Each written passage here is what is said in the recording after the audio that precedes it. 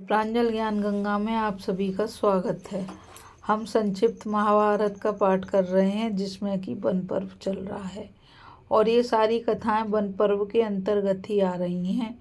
कल हमने कथा में मार्कंडेय द्वारा भगवान बाल मुकुंद की कथा का वर्णन किया था और उनकी महिमा का वर्णन किया था।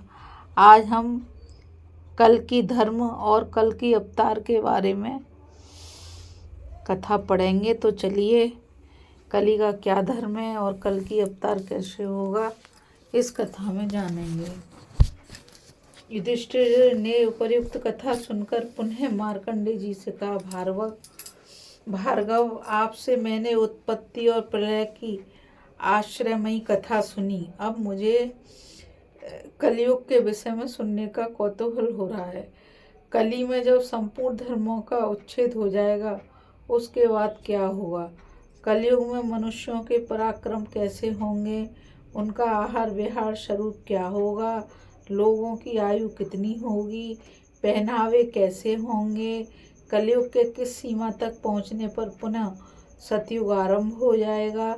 मुनिवर, इन सब बातों को आप विस्तार के साथ बताइएगा, क्योंकि आपके कहने का ढंग बड़ा ही अच्छा है। युधिष्ठिर के इस प्रकार पूछने पर मार्कंडेय जी श्री कृष्ण और पांडवों से पुनः कहने लगे, राजन, कलिकाल आने पर इस जगत का भविष्य कैसा होगा, इस विषय में मैंने जैसा सुना और अनुभव किया है वह सब तुम्हें बताता हूँ। ध्यान देकर सुनो। सतयुग में धर्म अपने संपूर्ण रूप में प्रतिष्ठित होता है। उसमें छल कपट या दंभ नहीं होता। उस समय उस धर्म रूपी वृषभ के चारों चरण मौजूद होते हैं। त्रेता में एक अंश में अधर्म अपना पैर जमा लेता है। इससे धर्म का एक पैर क्षीण हो जाता है। फिर तीन ही पैरों से वह स्थित रहता है। द्वापर में आधा अधर्म ही रह जाता है। आधे में अधर्म आकर मिल जाता है। फिर तपो में कलयुग के आने पर तीन अंशों से इस जगत पर अधर्म का आक्रमण होता है। चौथाई अंश में ही धर्म रह जाता है। सतयुग के बाद ज्यों-ज्यों दूसरा युग आता जाता है त्यों-त्यों ही मनुष्यों की आयु, वीर्य, बुद्धि, बल और तेज का ह्रास होता रहता है। युधिष्ठिर, कलयुग में ब्राह्मण, क्षत्रिय, वैश्य और शूद्र सभी जातियों के लोग भीतर कपट रखकर धर्म का आचरण करेंगे। मनुष्य धर्म का जाल रचकर लोगों को अधर्म में फंसावेंगे। अपने को पंडित मानने वाले लोग सत्य का गला घोटेंगे। सत्य की हानि होने से उनकी आयु थोड़ी हो जाएगी। आयु की कमी के कारण वे पूर्ण विद्या का उपार्जन नहीं कर सकेंगे। विद्याहीन होने से अज्ञानी मनुष्यों को लोभ दबा लेगा। लोभ और क्रोध के वशीभूत हुए मूढ़ मनुष्य कामनाओं में आसक्त होंगे। इससे उनमें आपस में बैर बढ़ेगा। फिर वे एक दूसरे के प्राण लेने की घात में लगे रहेंगे। ब्राह्मण, क्षत्रिय, वैश्य ये आपस में संतान उत्पादन करके वर्ण संकर हो जाएंगे। इनका विवाह करना कठिन हो जाएगा। ये सभी तप और सत्य का परित्याग करके शूद्र के समान हो जाएंगे। कलयुग के अंत में संसार की ऐसी ही दशा होगी।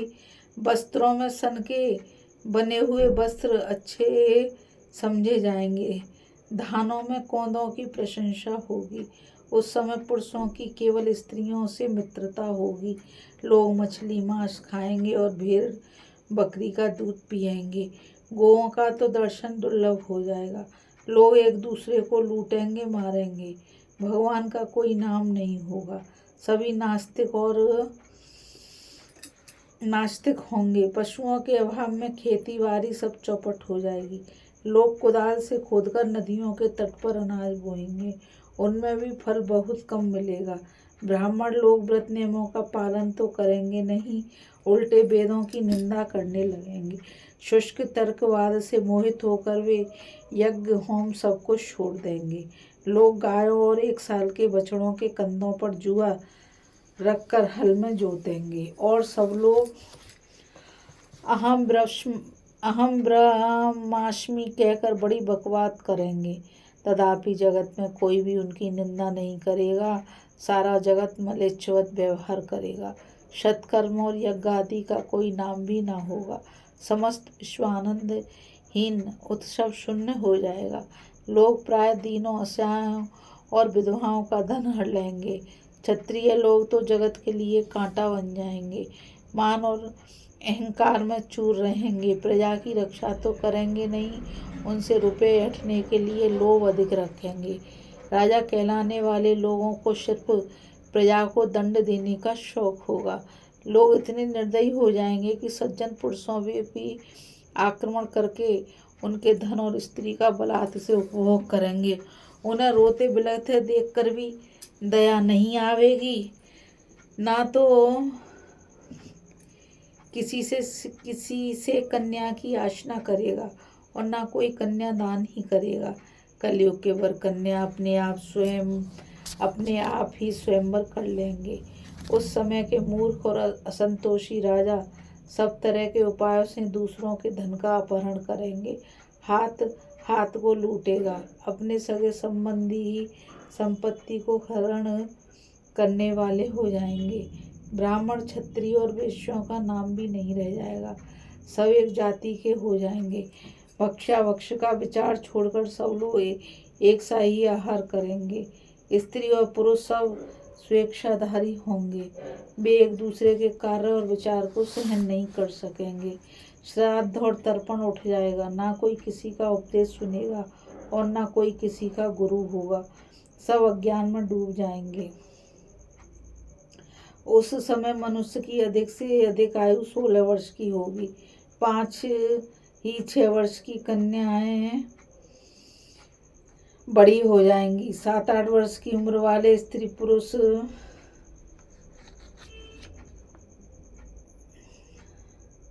अपने पति और स्त्री दोनों ही तृप्त रहकर पर पुरुष और पर स्त्री का सेवन करेंगे।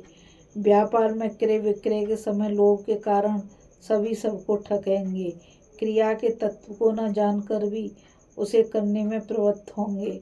सभी स्वतः क्रूर और एक दूसरे पर अभियोग लगाने वाले होंगे।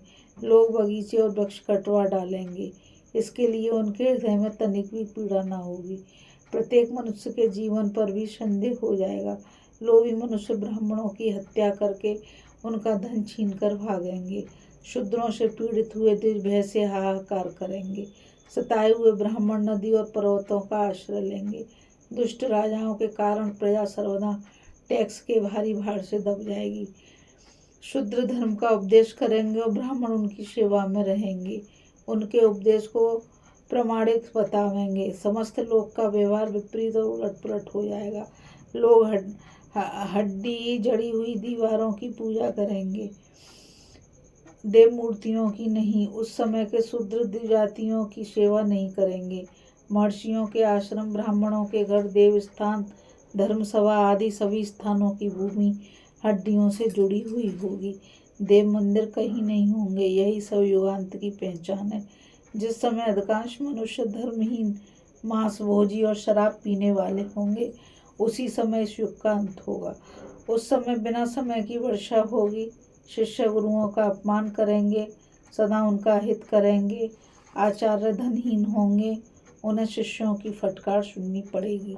धन के लालच से ही मित्रों संबंधी अपने निकट रहेंगे। युगांत आने पर समस्त प्राणियों का अभाव हो जाएगा। सारी दिशाएं जल उठेंगी, तारों की चमक जाती रहेगी, नक्षत्र और ग्रहों की गति विपरीत हो जाएगी। लोगों को व्याकुल करने वाली प्रचंड नादियां उठेंगी। महान भय की सूचना देने वाले उल्कापात अनेकों बार होंगे। एक सूर्य तो है ही, 6 और उदय होंगे और 7 एक साथ तपेंगे। कड़कती हुई बिजली गिरेगी, सब दिशाओं में आग लगेगी। उदय और अस्त के समय सूर्य राहु से ग्रस्त सा दिख पड़ेगा। इंद्र बिना समय ही वर्षा करेगा। बोई हुई खेती उगेगी ही नहीं। स्त्रियां कठोर स्वभाव वाली और कटुभाषणी होंगी, उन्हें रोना ही अधिक पसंद होगा। वे पति की आज्ञा में नहीं रहेंगी। पुत्र माता पिता की हत्या करेगा। पत्नी अपने बेटे से मिलकर पति का वध करेगी। अमावस्या के बिना ही सूर्य ग्रहण लगेगा। पथिकों को मांगने पर कहीं अन्न जल या ठहरने के लिए स्थान नहीं मिलेगा। वे सब ओर से कोरा जवाब पाकर निराश हो रास्ते पर ही पड़े रहेंगे। कोए, हाथी, पशु पक्षी और मृग आदि युगांत के समय बड़ी कठोर वाणी बोलेंगे। मनुष्य मित्रों, संबंधियों तथा अपने कुटुंब के लोगों को भी त्याग देंगे। स्वदेश त्याग कर परदेश का आश्रय लेंगे। सभी लोग हाथ हा बेटा इस प्रकार दर्द भरी पुकार मचाते हुए भूमंडल में भटकते फिरेंगे। युगांत में संसार की यही अवस्था होगी। उस समय एक बार इस लोक का संहार होगा। इसके पश्चात कालांतर में सतयुग का आरंभ होगा। क्रमशः ब्राह्मण आदि वर्ण शक्तिशाली होंगे। लोक के अभ्युदय के लिए पुनः देव की अनुकूलता होगी। जब सूरज, चंद्रमा और बृहस्पति एक ही राशि में हैं, एक ही पुष्प नक्षत्र पर एकत्रित होंगे, उस समय सतयुग का प्रारंभ होगा। फिर तो मेघ समय पर पानी वर्षाएंगे, नक्षत्रों में तेज आ जाएगा, ग्रह की गति अनुकूल होगी, सबका मंगल होगा तथा सुभिक्ष और आरोग्य का विस्तार होगा। उस समय काल की प्रेरणा से संबल नामक ग्राम के अंतर्गत विष्णुयशा नाम के ब्राह्मण के घर में एक बालक उत्पन्न होगा। उसका नाम होगा कल्कि।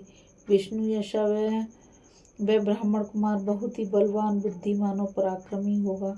मन के द्वारा चिंतन करते ही उसके पास इच्छानुसार वाहन, अस्त्र शस्त्र, योद्धा और कवच उपस्थित हो जाएंगे। वह ब्राह्मणों की सेना लेकर संसार में सर्वत्र फैले हुए मलेच्छों का नाश कर डालेगा। वही सब दुष्टों का नाश करके सतयुग का प्रवर्तक होगा।